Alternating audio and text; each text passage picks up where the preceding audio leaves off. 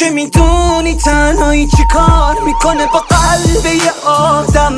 خدا میدونه واسه این رابطه واقعا نگرانم. منی که اسطوره بودم یه روزی واسه عالم و آدم، حالا یه آینه عبرت شدم واسه اطرافیانم. اگه تو سرد بشی دل سنگ بشی با حق داری بازم، وقتی تمومی نداره با خودم لج بازیامم.